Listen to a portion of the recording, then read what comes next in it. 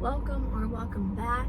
We're going to get into something that I'm really interested in, which is terms of energy, frequency, and vibration. We are energetic beings. All right, we have 7 energy centers, which are referred to as the chakras. Each chakra could either be balanced or imbalanced, and there are signs of when each one is balanced, and there are also signs when each one is not balanced. Einstein said the most important decision any human being could ever make is whether you live in a friendly or hostile universe, and he called that a decision. So basically, to me, I interpret that as it's what frequency you're going to be on, right? Because you could be on the friendly frequency, or you could be on the hostile frequency. You could be on the solutions frequency or the problems frequency, curious frequency or the defensive frequency, more in terms of quantum physics that he talks about. So saying that you live in a friendly universe is super powerful. When you've been through a childhood of not so friendly, it makes sense why it's not going to feel real in the beginning. Just remember that you're changing those neural pathways if you decide that you want to do so. I'm just sharing what has worked for me. I'm sharing what I have found interesting, and just take what resonates, leave what doesn't. Absolutely leave what doesn't. Everything is a frequency. Every color is a frequency. What's really weird about that is the 7 chakras are the 7 colors of the rainbow. Every thought has a frequency. We're gonna read a little thing from this book, The Secret, okay? Our job as humans is to hold on to the thoughts of what we want, make it absolutely clear in our minds what we want, and from that we start to invoke one of the greatest laws in the universe, and that's the law of attraction. You become what you think about most, but you also attract what you think about most. So what you think about most, this is basically your belief system, going back to those other videos of your beliefs really do matter, right? And hacking your mind with the reticular activating system by setting an intention on what you're going to think about, right? Like intentionally thinking thoughts, intentionally getting yourself on a certain frequency. So if you see it in your mind, you're going to hold it in your hand. Einstein also was the one who figured out that the brain doesn't know the difference between a real experience and when you're imagining an experience. So you could totally, even if you don't have a safe space yet, you could totally sit in your mind and pretend like you do, and your brain will not know the difference. And then thoughts become things, right?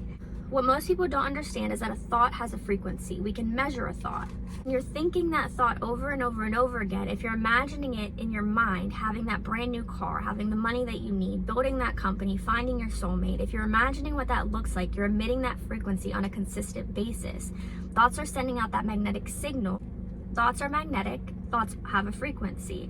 As you think, those thoughts are sent out into the universe, and they magnetically attract all like things that are on the same frequency. Everything sent out returns to the source, and that source is you. So this is actually the really cool part. Think of it this way. We understand that a television station's transmission tower broadcasts via a frequency, which is transformed into pictures on your television. Most of us don't really understand how it works, but we know that each channel has a frequency, and when we tune into that frequency, we see the pictures on our television. We choose the frequency by selecting the channel, and then we receive the pictures broadcasted on that channel. If we want to see different pictures on our television, we change the channel and tune into a new frequency. Your human transmission tower are more powerful than any television tower created on Earth. You are the most powerful transmission tower in the universe. Your transmission creates your life, and it creates the world. The frequency you transmit reaches beyond cities, beyond countries, beyond the world. It reverberates throughout the entire universe, and you are transmitting that frequency with your thoughts. The vibrations of mental forces are the finest and consequently the most powerful in existence. The law of attraction doesn't care whether you perceive something to be good or bad, or whether you don't want it or whether you do want it. It's responding to your thoughts. So if you're looking at a mountain of debt, feeling terrible about it, that's the signal you're putting out into the universe. I feel really bad because of all this debt that I've got. You're just affirming it to yourself. You feel it on every level of your being, and that's what you're going to get more of. The law of attraction is a law of nature. It is impersonal and does not see things as good or bad. It is just receiving your thoughts and reflecting back to you those thoughts as your life experience. The law of attraction simply gives you whatever it is that you are thinking about. So it's really interesting because in these toxic relationships, we will be mad at another person for like treating us with disrespect, or thinking that they could be disrespectful to us. Same time, we're allowing, and even more, we're entertaining the negative thoughts within ourselves. You're allowing yourself to speak to you with disrespect. So when the universe is giving it back to you just in another physical form from another human, we get so angry, right? But we're really angry with ourselves that we allow that within ourselves to begin with, that it's even a possibility for it to show up, that we even made that reality of it showing up in another human, because we're allowing it within ourselves. Your internal world becomes your external world. It's why when you look at people who are just miserable, they just project misery onto you. They project all of their fear-based beliefs onto you. I cannot tell you how many people, well, I'm going on this new journey alone, and I cannot tell you how many people are like, oh my God, you're going alone? It's not safe. Oh my God, you're going alone? Like, what if something happens? Anything can happen in this world. Those are the same people who would never, ever go anywhere alone. So why would I take advice from you? If you wouldn't do it, if you haven't done it, why would I take advice from you? It's also the same people who are watching scary movies and tuning into that frequency. Like from the book, The Secret, when you watch a show, you're tuning into a frequency. Like, I don't think people understand this.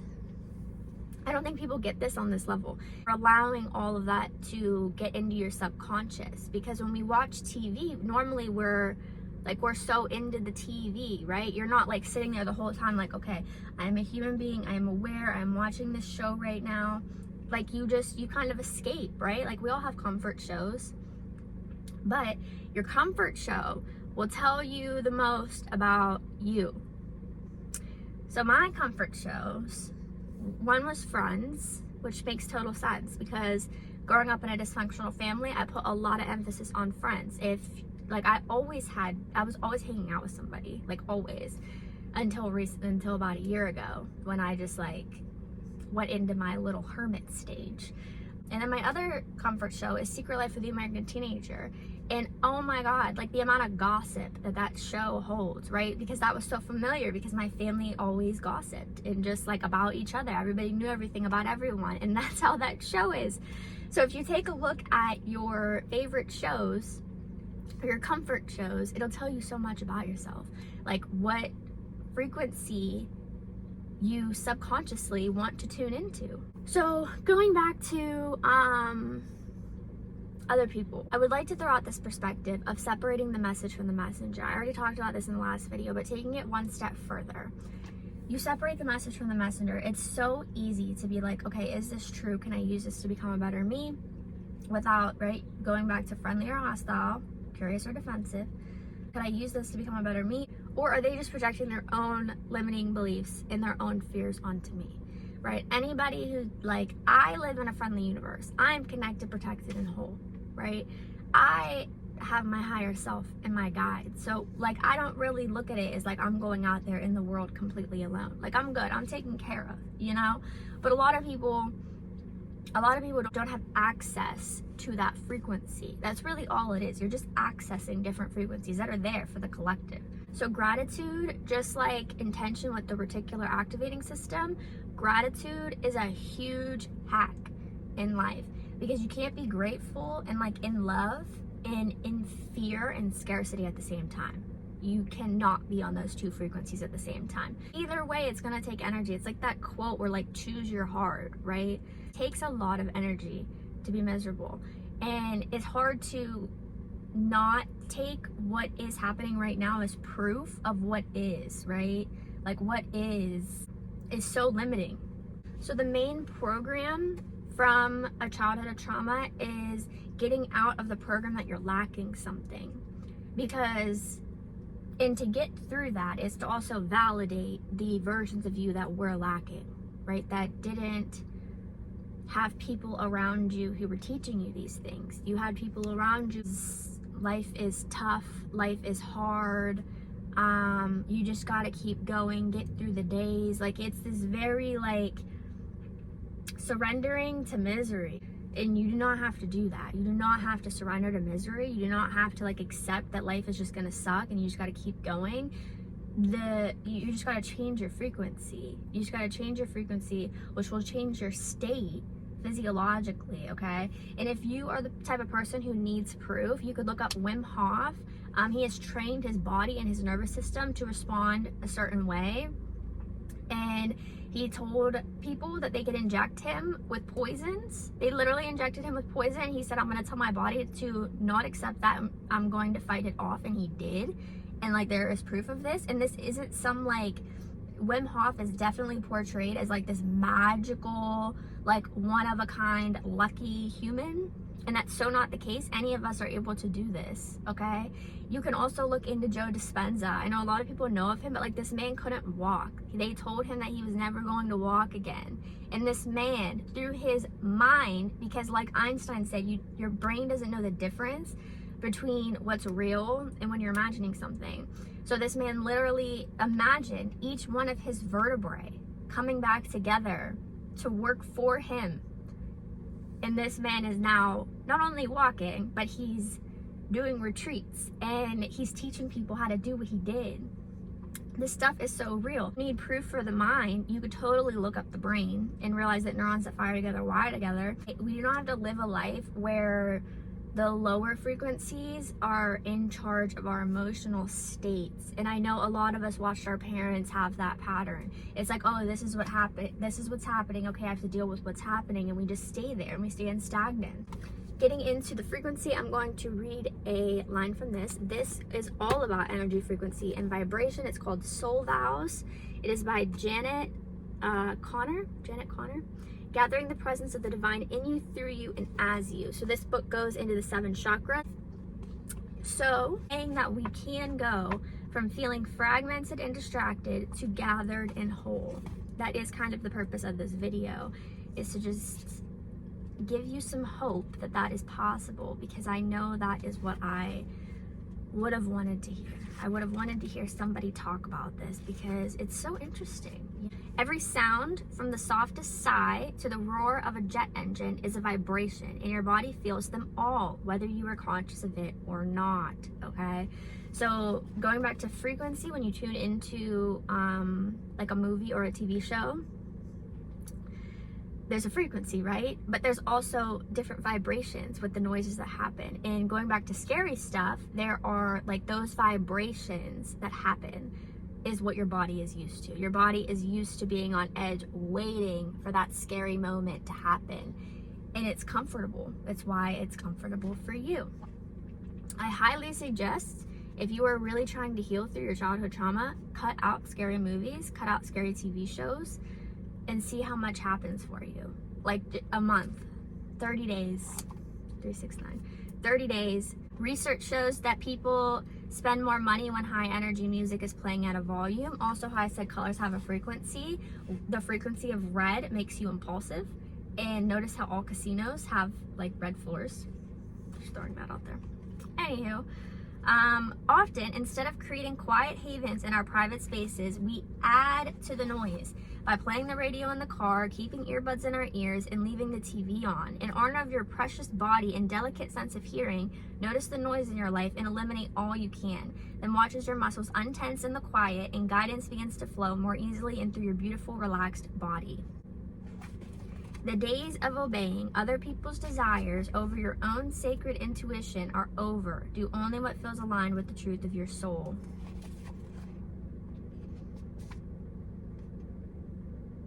Less media, more reading. Less facts, more intuition. Less consuming, more creating. Less commotion, more solitude. Less talking, more listening. Less noise, more silence. Less knowing, more unknowing. Less doing, more being. And less thinking ahead, more living in. So going into these frequencies, it is very weird when you start to enter these frequencies. It is very freaking weird when you start being nice to yourself, right? It's very weird when you start believing that things are gonna happen for you. It's very weird when you start to have self-belief and you're like, oh wait, I got this, I'm capable, I got this. It's very weird. So acknowledge that you are stepping into a mystery, and although that may feel strange, even a bit dangerous, know that all is well because you are guided and held at the deepest level. And for some of us, this is very emotional, right? This is everything that your inner child has ever wanted. They just wanted to feel safe. They wanted to feel taken care of. They wanted to feel all right in their own skin and being authentic, right?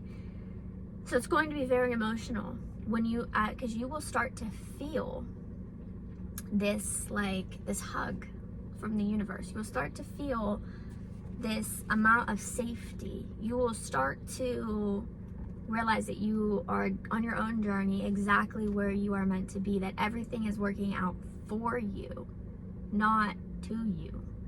Okay? Trust that your spiritual feet know exactly what they're doing and where they're going. The path is actually brightly lit if we see with the eyes of our souls. So I went into the body and the mind. Now we're going to get into the soul. So getting into theta, right? Which is, getting into theta is basically that like less and more column that I read. Theta is all of the more.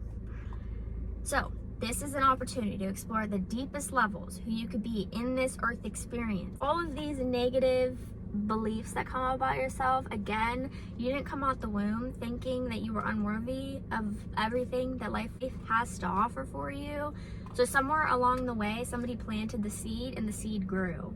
So they're not your thoughts, all right? They were somebody's projection of their own limiting beliefs onto you. You can't silence your critical voice by yelling at it or telling it to shut up or ignoring it, or going to war with it. Instead, you're going to do the opposite. You're going to create a space in which all your critical voices can come forward, speak, and be heard.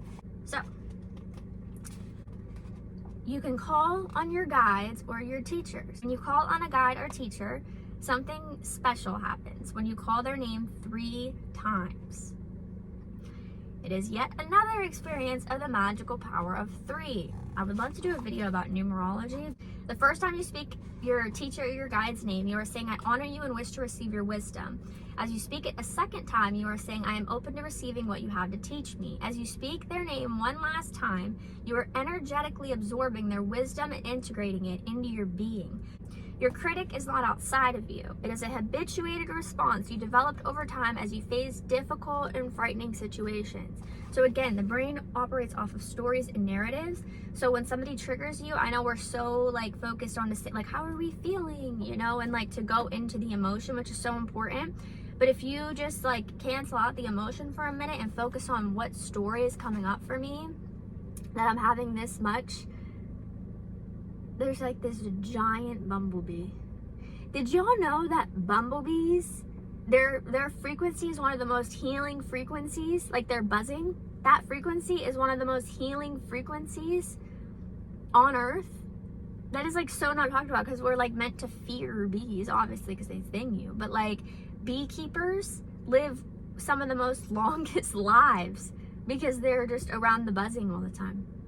Fun fact. Anywho, there's a narratives. Again, if somebody triggers you, you can always come back to what story is becoming activated, and then you could almost just say, hey, thanks, you know, even though you made me mad, you made me realize what program is running, and I'm gonna reprogram that, and I'm gonna be a lot better off now, so thank you, okay? Sometimes it's not you, so stop being so hard on yourself, okay? There's always more heaven to be created on earth. If you need an emotion to carry you through this adventure, try amazement. Love our enemy is impossible because the moment we love him, he is no longer our enemy. And that's what we're all looking for, I feel like. I feel like we're all just looking to get out of our mind. We're all looking to be our own best friend. We're all looking to feel safe within our own skin. We're all looking to be authentic and not be judged or looked at as cringy or weird.